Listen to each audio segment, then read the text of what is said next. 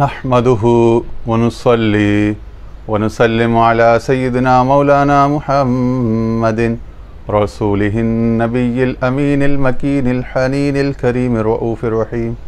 أما بعد فأعوذ بالله من الشيطان الرجيم.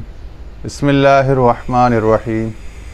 قال الله تبارك وتعالى واتقوا الله ويعلمكم الله صدق الله مولانا العظيم.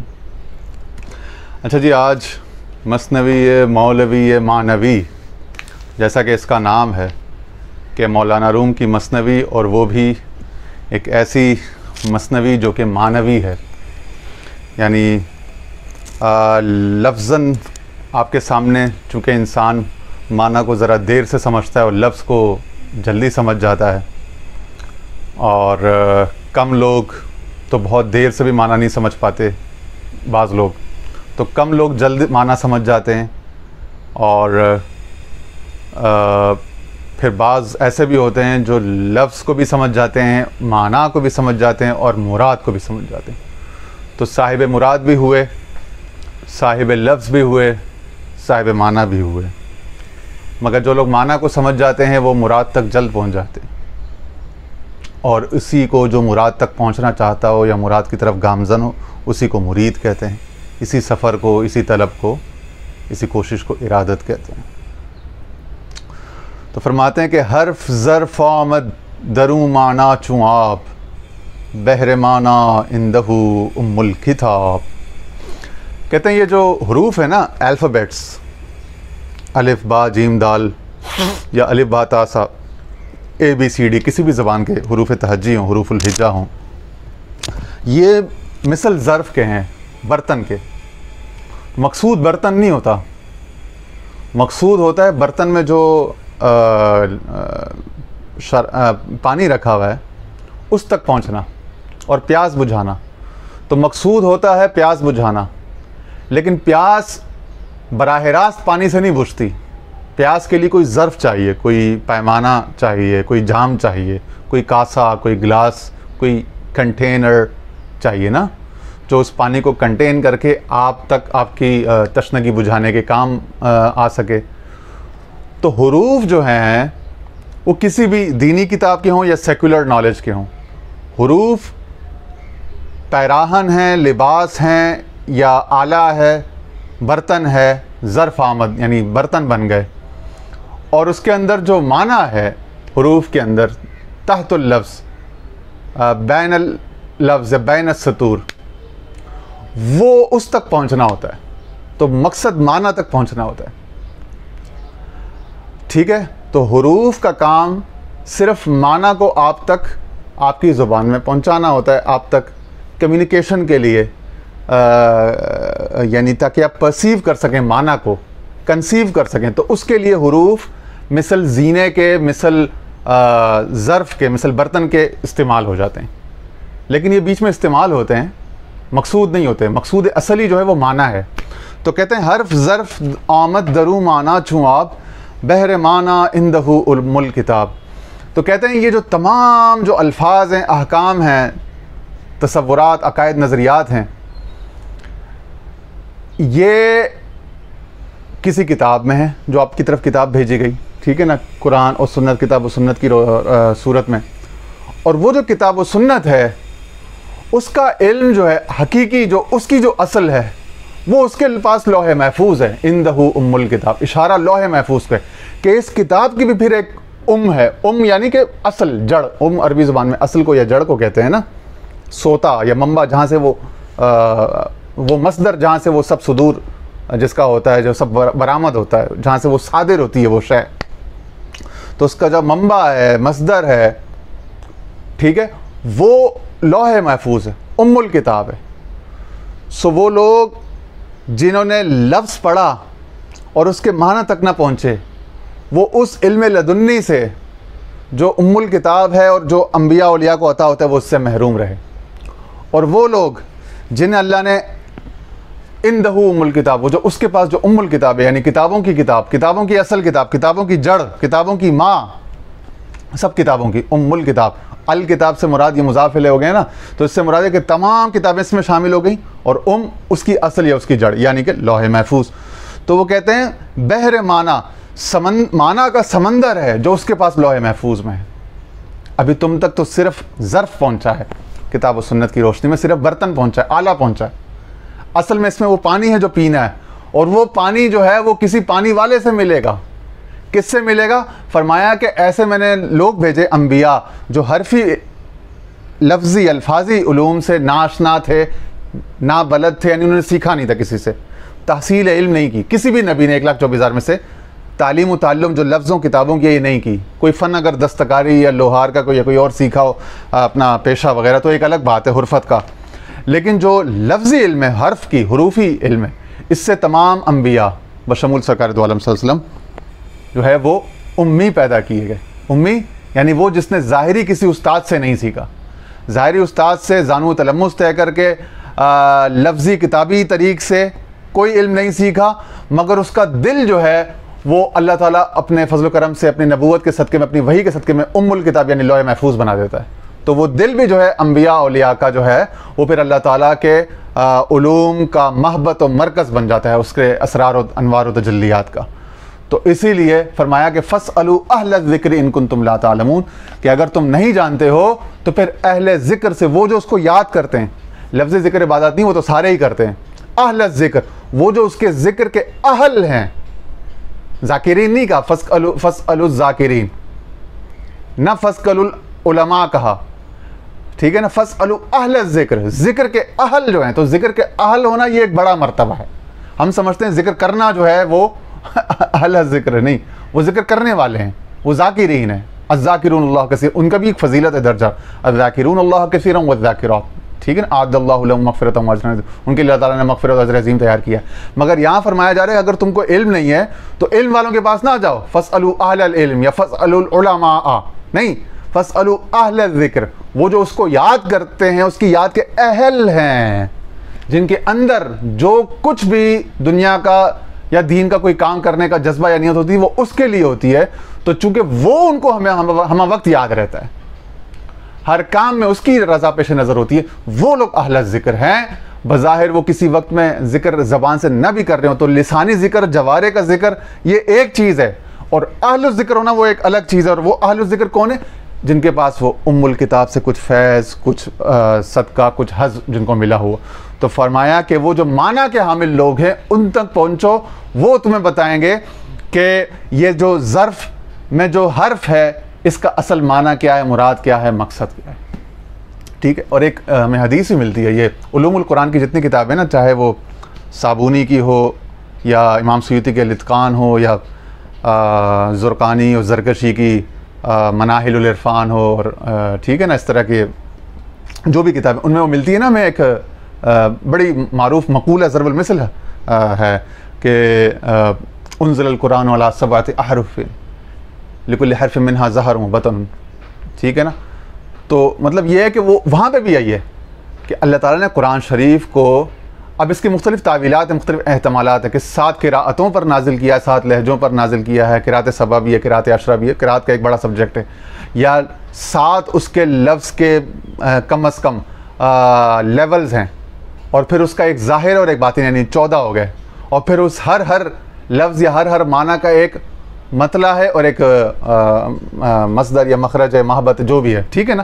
تو اس طرح سے 14 طبق جسے کہتے ہیں، تو وہ 14 طبق ہیں، پھر ان 14 طبق میں سے ایک ایک کا پھر 14 ہیں، ٹھیک ہے نا. تو 14 ملٹیپلائی 14 اتنی پاسبلٹیز ہوتی ہیں تعویلات اور احتمالات کی، ٹھیک ہے نا. تو معنی یہ ہے کہ پھر وہ معنی در معنی اس میں پھر کئی لیئرز اپون لیئرز ہیں، معنی در معنی ہے. تو پھر اللہ تعالیٰ جن کو اپنا الراسخون فی العلم کہتا ہے ان کو علم رسوخ عطا فرماتا ہے. تو الذین یستنبطونہ تو پھر وہ اس سے استنباط کرتے ہیں، نبت یعنی نکال کے لے کر آتے ہیں اس کا جوہر، اس کا مغز، اس کا مقصد و مدعا، ٹھیک ہے نا. تو یہ کہہ رہے ہیں کہ اس کو پرسیو کرو، صرف حرف اور یہ لفظ تک محدود ہو کے نہ رہ جاؤ، اس کے بیانڈ جو کچھ ہے اس تک بھی پہنچنے کی کوشش. بحر تلخ و بحر شیریں ہم آنا درمیاں شام برزخ اللہ یبغیاں. کہہ رہے میٹھا اور شور یعنی تلخ دریا جو ہے وہ ساتھ ساتھ رواں ہیں، جو سورہ الرحمن نے فرمایا نا کہ بینہما برزخ مرج البحرین یلتقیان، کہ دو دریا یا دو سمندر اس نے باہم ملے ہوئے ایک ساتھ بہائے. بینہما برزخ اللہ یبغیان، ان کے درمیان میں ایک باڑ ہے، ایک روک ہے جو ان دونوں کو روکتی ہے کہ وہ ایک دوسرے کو ٹریس پاس نہ کر سکیں. میٹھا اور شور دریا. اب میٹھا اور شور دریا کیا ہے کہ ایک نے ایک ہی عبارت ایک ہی لفظ پڑھا، اس سے اس نے جھگڑا نکالا، دوسرے نے اس سے محبوب کا حسن و جمال کی ادا نکالی، محبوب کا لذت ذائقہ کیفیت سرشاری تعلق نکالا. تو تلخ دریا بھی اور میٹھا دریا بھی دونوں ساتھ چل رہے ہیں، بیچ میں ایک برزخ ہے. برزخ کیا ہے؟ وہ جج ہے. وہ کیا ہے؟ وہ آپ کا ضمیر ہے، آپ کا عقل ہے، آپ کا روح ہے، آپ کا دل کا جو گیجٹ ہے، یہ آپ کو گواہی دے گا. یہ جی پی ایس، ٹھیک ہے نا. تو جس طرح جی پی ایس آپ کو بتاتا ہے یہاں جانا ہے، یہاں جانا ہے، اس طرح سے بنا، تو جی پی ایس آپ دل کے سننے والے بنو. وہ آپ کو بحر معنی عندہ ام الکتاب، کہ وہ جو معنی جو ہے نا وہ الکتاب میں ہے. الکتاب لوح محفوظ ہے، لوح محفوظ قلب مصطفیٰ ہے. قلب مصطفیٰ کے صدقے میں اولیاء اللہ کے قلب کو اس کے حصہ اور فیضان ملا ہے. اور اسی طرح سے وہ لوگ جو اولیاء اللہ سے وابستہ ہوتے ہیں اور ان معاملات پر یقین رکھتے ہیں، ان سے تمسک کرتے ہیں، ان کے دل کو بھی پھر اس سے حصہ حظ وافر ملتا ہے. پھر وہ اس آواز کو، اس نشریات کو سنتے ہیں اور وہ سمجھ جاتے ہیں کہ حق و باطل میں امتیاز، ما بہل امتیاز پہلو کیا ہے، تو وہ اس کو پکڑتے ہیں اور امتیاز کرتے ہیں اور تمیز کرتے ہیں. وہاں کہیں ہر روز ہر دو زیگ اصل رواں درگزر زیں ہر دو رو تا اصل. جان لے کہ یہ دونوں ایک ہی اصل سے رواں ہیں، دونوں سے گزر کر ان کی اصل تک پہنچا ہے. یعنی یہ خیر و شر، یہ نفع و نقصان، یہ صلح اور فساد، یہ سب جو ہے پیچھے اس کے کوئی ایک بڑی فائل حقیقی، ایک ہستی کار فرما ہے. تو وہ جو اقبال لکھا تھا نا، ان دونوں سے آگے چل اے ہمت مردانہ، اے طالب اے سالک، تو ان دونوں سے پھر آگے بڑھ کر وہ جو اس کے پیچھے جو ہے، وہ جو مولانا روم کہتے ہیں نا کہ ہم پتھر کو نہیں دیکھتے، پتھر مارنے والے کو دیکھتے ہیں. یعنی فائل حقیقی تو خدا کی ذات ہے نا. اگر زید نے پتھر مارا ہے اور زید مر گیا، لیکن اس کے پتھر کی جو چوٹ ہے اس کا اثر آپ پر ابھی تک قائم ہے. تو بھئی اگر زید اس کا سبب ہوتا، اگر حقیقی سبب، ظاہری سبب ضرور ہے لیکن اگر حقیقی سبب ہوتا تو زید کے مر جانے کے بعد وہ چوٹ کا اثر تو آپ سے ختم ہو جانا چاہا، لیکن وہ تو رہتا ہے. تو اس کا مطلب ہے کہ وہ جو ہے اس کے پیچھے کوئی اور ہے. تو فائل حقیقی کو دیکھو کہ وہ آ رہا کہاں سے. ان دونوں سے آگے چل، یعنی لفظ ہو یا معنی ہو، اپنا صلح ہو یا فساد ہو، ان تمام معاملات کے پیچھے جو ذات ہے اس سے تعلق بناؤ. اور اس سے تعلق محبت کا بنتا ہے، اس سے تعلق دل کا بنتا ہے. اور جب دل کا تعلق بنتا ہے تو پھر دل کے اندر ایک لوح محفوظ کی ایک تجلی اور ایک عکس جو ہے وہ رابطہ استوار ہو جاتا ہے. اور پھر وہاں سے ایک نشریات کا سلسلہ بقدر ظرف بقدر نصیب وہ شروع ہو جاتا ہے. ذرے قلب و ذرے نیکو در عیار بے محک ہرگز ندارت اعتبار. کہتے ہیں کھوٹا سونا اور کھرا سونا پرکھنے میں بغیر سوٹی کے ہرگز قابل اعتبار نہیں ہوتا. یعنی کہ یہ جس طرح آپ سونار کی دکان میں جاتے ہو، ٹھیک ہے نا، تو وہاں اس کے پاس کھرا سونا بھی ہوتا ہے، کھوٹا سونا بھی ہوتا ہے. اسی طرح جب آپ کسی مرشد کامل کے پاس جاتے ہو تو اس کے پاس کھوٹا سودا بھی ہے. یعنی آپ کو کیا چاہیے؟ دنیا کی چیزیں، عزت، یہ وہ چاہیے تو آپ کو یہ بھی مل جائے گا. اور خرابی ہے، بظاہر دونوں چمک دونوں میں ہے. سونا نام دونوں کا سونا ہے کہ بھائی قابل قدر شے ہے، ویلیویبل پریشس تھنگ ہے. آپ چاہو تو آپ کس چیز کی پرائس لگانا چاہتے ہو، آپ نے مول کیا لگا، آپ نے یہ خریدا یا وہ خریدا، اس کے بعد دونوں ہیں. چاہو تو آپ اس سے مجاز خرید لو، چاہو تو آپ اس سے حقیقت کے اہل ہو جاؤ. بہتر یہ ہے کہ حقیقت لے لو. اور جب جاؤ تو وہ کہہ رہا ہے کہ سنار کی طرح پرکھ کرو کہ تم کھوٹا لے رہے ہو یا کھرا لے رہے ہو. ٹھیک ہے نا. تو کھوٹا نہ لو، کھرا لو، ادنا نہ لو، اعلیٰ لو، نہ خالص نہ لو، خالص لو. ٹھیک ہے نا. ہر کے را در جاں خدا بنہد محک مر یقین را باز داند اوز شک. کہتے خدا جس کے دل میں کسوٹی رکھ دیتا ہے نا بغیر کسی شک کے، وہ پھر شک اور یقین کو جدا کر لیتا ہے. یعنی وہ پھر اگین دل کی بات آ رہی ہے نا. اور ام الکتاب اور دل اور یہ سب چیزیں، یعنی وہ کہہ رہے ہیں کہ تیرے دل میں ایک تعلق باللہ، ایک محبت، ایک اخلاص، ایک سچی ہو کہ دل میں وہ نہیں ہوگا، زیغ ہوگا، ٹیڑھا ہوگا. قرآن نے بھی کہا کہ وہ اس سے غلط مطلب لیں گے. یضل بہ کثیرا ویہدی بہ کثیرا. تو جب دل تیرا خالص ہوگا، مخلص ہوگا، جج ہوگا، اور سچا فیصلہ کرے گا، اور تیرے کان بھی سیدھے ہوں گے کہ تو سچے فیصلے پر عمل کرنے والے، اس پر ایمان لانے والے ہوں گے، شک شبہ کرنے والے نہیں ہوں گے، وسوسے کرنے والے، ساری دنیا کے سننے والے. کچے کان کا بندہ نہیں چاہیے، پکا بندہ چاہیے. جب دل کی آواز ہو تو اس پہ لبیک کہے, آمنا صدقنا کہے, سمعنا وطعنا کہے. تو اس کے دل میں کسوٹی ہوتی ہے, وہ شک کو یقین سے جدا کر لیتا ہے. اصحاب الشک کو اصحاب الیقین سے جدا کر لیتا ہے. وہ شک والوں کی باتوں میں اپنا وقت ضائع نہیں کرتا پراگندہ خیالی میں, اس کے بعد صرف یقین کا سفر ہوتا ہے. وہ صرف یقین کی وادیوں میں آگے سے آگے بڑھتا ہے. فرمایا رب زدنی علما, اے میرے رب میرے علم میں یعنی کہ میرے یقین میں اضافہ در اضافہ در اضافہ فرما. سورہ فتح کی آیت بھی ہے نا, لیزدادوا ایمانا مع ایمان, کہ پھر ہم ان کا ایمان کو بڑھاتے رہتے ہیں, ایمان پر ایمان, ایمان پر ایمان کے ذریعے سے, تقویت کے ذریعے سے ان کے ایمان کو بڑھاتے چلے جاتے ہیں. ٹھیک ہے نا. فرمایا آنچ گفت استفت قلبک مصطفیٰ, آنکھ سے دانت کے پربود از وفا. کہہ رہے ہیں وہ جو حضور صلی اللہ علیہ وسلم نے فرمایا نا استفتی قلبک, اپنے دل سے فتوا لے, تو کیا ایم ہی فرمایا؟ اس کا مطلب ہے کہ دل جو ہے وہ سب سے بڑا قاضی ہے, سب سے بڑا مفتی ہے, جس کو سب نے چھوڑ رکھا ہے. وہ سارے ادھر لفظی اور حرفی جھگڑوں میں پڑے رہتے ہیں, لفظی حرفی اس میں, تفصیلات میں, تنازعات میں. اس میں تو تنازع ہی تنازع ہے, اس میں تو بحثیں ہی بحثیں. دل سے فتوا لو, دل تمہیں سب سے پہلی آواز اور سب سے زبردست گائیڈنس دے گا. ٹھیک ہے نا. یہ دل ہی تو تھا, دل ہی تو ہے نا سنگ و خشت درد سے بھرنا ہے. یہ دل ہی تو تھا. ظاہری کون سی شہادت تھی, یا کون سا معجزہ تھا, یا کون سا لوگوں کا کنونس ہوئے تھے جب حضرت ابوبکر صدیق کے سامنے حضور اسلام نے فرمایا کلمہ پڑھو, تو انہوں نے کلمہ پڑھ دیا, توحید کی دعوت. پھر جب آپ معراج پہ گئے, معراج سے واپس آئے, تو یہ تمام تر تو تصدیقات تھیں جو صحابہ نے کی, حضرت علی نے کی, حضرت ابوبکر صدیق نے کی, حضرت بلال نے کی. ان کا محل کیا تھا؟ تصدیق کا محل دل تھا. ان سب نے کہاں سے فتویٰ لیا؟ دل سے فتویٰ. کوئی ظاہری کتاب, کوئی مشورہ, کوئی استخارہ, کچھ بھی نہیں تھا. آج کل تو یہ اتنا بکھیڑے پھیل گئے نا, بے یقینوں نے, بے شک شبے کے جو بیوپاری ہیں, انہوں نے اتنا سودا بیچا ہے شک کا, سوالات کا, پریشانیوں کا, اپنا کنفیوژنس کا, کہ پوری قوم کنفیوژن کا شکار ہو چکی ہے. قوم کا جو یقین کا جو فیبرک تھا وہ تہس نہس ہو چکا, وہ پورا خرمن جل چکا ہے.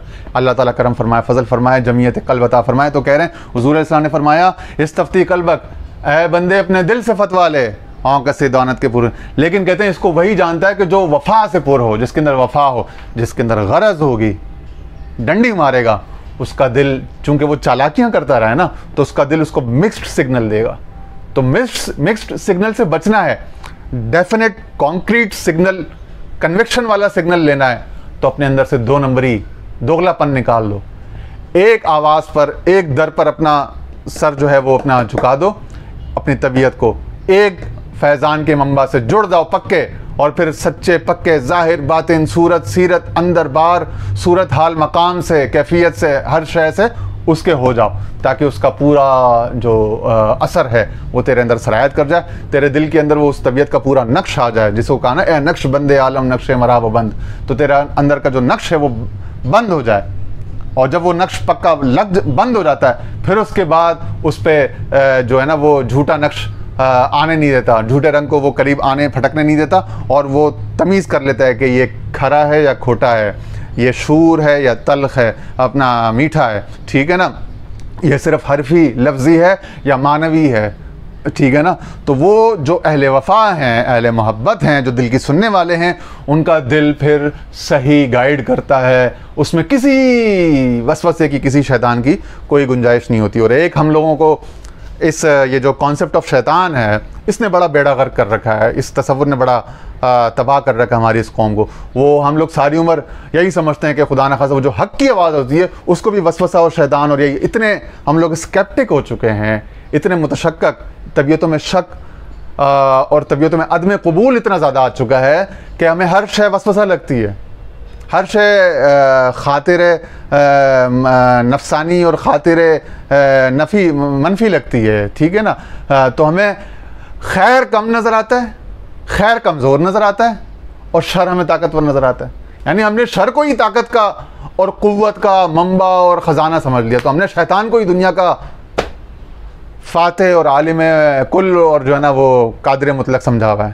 یہ ہماری پاکستانی قوم کی زندگیاں اس میں گزر رہی ہیں.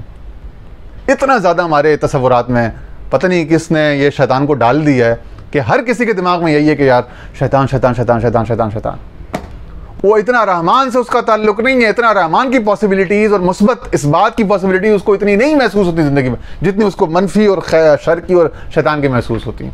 اسی وجہ سے وہ ساری عمر کنفیوژن کا, گو مگو کا شکار رہتا ہے. دوستو مولا کا جب نام لیا ہے، جب مولا کے رستے میں آئے ہو، تو پھر مولا کے تجلیات کو، اس کے صفات کو، اس کے امر کو، اس کی زندگی میں، اپنی زندگی میں اس کے فیصلوں کو، اس کی عنایات کو دیکھو اور اس پر ایمان لاؤ، اس پر آمنا صدقنا کہو۔ یہ خالی زبان سے سبحان اللہ الحمدللہ نہیں ہے، تمہارے ہر طرف جلوے بکھرے ہوئے ہیں اس کی تعریف کے، اس کی تسبیح کے، اس کی پاکی کے۔ اور ایک اس کی پاکی یہ بھی ہے کہ شیطان ہے ہی نہیں ارد گرد، پاکی ہی پاکی ہے، وہ ہی وہ ہے، اسی کا احسان ہے، اسی کا لطف ہے۔ تو بس ایک ہی پاسبلٹی، ایک ہی کو لے کے اسی کا ڈنڈورا پیٹو، اسی کا چرچا کرو، اسی کے دھیان میں، اسی کے اس میں رہو، اور وہ جو منفی والا پہلو ہے نا اس کو کچھ عرصے کے لیے چھوڑ دو کہ تاکہ جان چھوٹ جائے، ایک ہی طرف دیکھو تاکہ یک بین ہو، یک نگاہ ہو، یک خان ہو جاؤ، پھر انشاءاللہ خیر ہی خیر ہوگی۔ ٹھیک ہے نا، جب ایک تم اس میں ایک طرف میں پکے ہو جاؤ گے۔ دردہانے زندہ خواہ کر جہاد آہنگ اور آمد کے بیرونش نہد۔ کہہ رہے ہیں زندہ کے منہ میں اگر تنکا گر جائے نا تو اس کو چین اسی وقت آتا ہے جب اس کو باہر نکال دے۔ زندہ جس کا دل زندہ ہو، وہ جو شاعر نے کہا تھا نا کہ مجھے یہ ڈر ہے دل زندہ تو نہ مر جائے، کہ زندگانی عبارت ہے تیرے جینے سے۔ تو یہ زمانے میں جن کو اللہ تعالیٰ نے زمانے کی رہنمائی کا فریضہ سر انجام دیا ہوا ہے، وہ کسی لباس میں وضع قطع میں خاص ہوں، کسی گدی پہ، کسی مقام پہ، یا نہ ہوں، ویسے رینڈم گلیوں کے روڑے کوڑے ہوں، لیکن ان کے پاس یقین ہوگا، ان کے پاس ایسا یقین ہوگا کہ وہ جیسے ہی شک کی کوئی بات آتی ہے تو جب تک اس کو دفع دور نہ کر دیں، اس کو اپنے سے دور نہ کر دیں، وہ اس کو پالتے ہی نہیں ہیں، خس و خاشاک کو، گند کو قریب آنے نہیں دیتے۔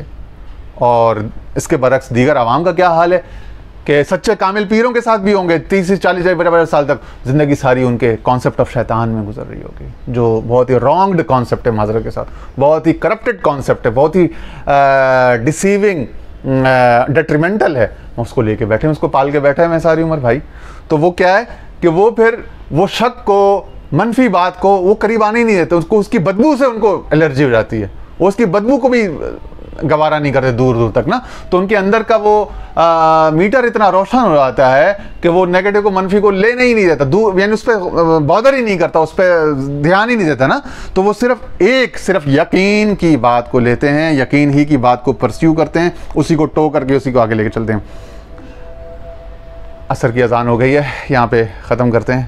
اللہ تعالیٰ ہم سب کے احوال پر نظر رحمت فرمائے۔ وآخر دعوانا ان الحمد للہ رب العالمین۔